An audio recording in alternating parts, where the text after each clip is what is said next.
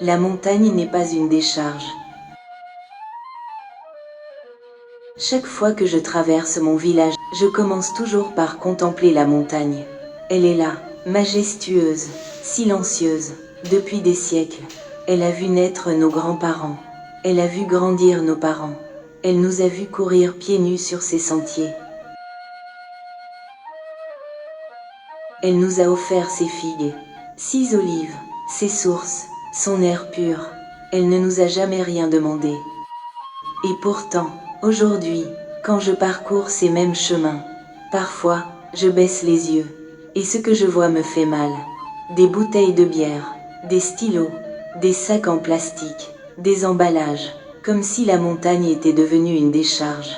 Je me pose une question. Comment peut-on aimer un lieu? Nous venons y chercher le calme, la fraîcheur, la beauté, puis, nous lui laissons nos déchets. Imaginez un instant que quelqu'un se trouve entre vous, qu'il mange, qu'il boive. Puis il jette sa bouteille au milieu de votre salon. L'accepteriez-vous? Alors pourquoi agissons-nous ainsi envers notre montagne? La nature est muette, elle ne peut pas dire « Ramasse ce que tu as jeté ». Elle souffre en silence. Une bouteille vide ne disparaît pas en une semaine, ni en un mois. Elle reste là, 10 ans, parfois des décennies, et chaque passant la voit. Elle se dit « Quel dommage !» puis elle poursuit son chemin. Mais quel dommage! Nous en sommes responsables. La Kabylie est l'une des plus belles régions du monde. Ces montagnes racontent notre histoire. Nos ancêtres y ont cultivé la terre. Ils ont planté des oliviers dont nous récoltons encore les fruits.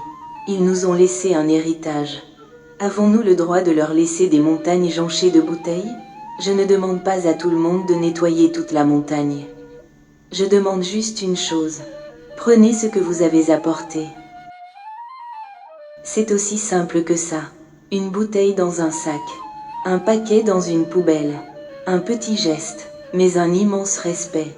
Car au fond, cette montagne ne nous appartient pas. Nous ne faisons que la traverser.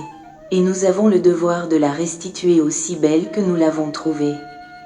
Le jour où chacun ramassera au moins ses déchets, la montagne nous remerciera, non pas avec des mots, mais avec ce qu'elle nous a toujours offert, le silence, l'air pur, et cette beauté qui fait vibrer nos cœurs à chaque retour au village.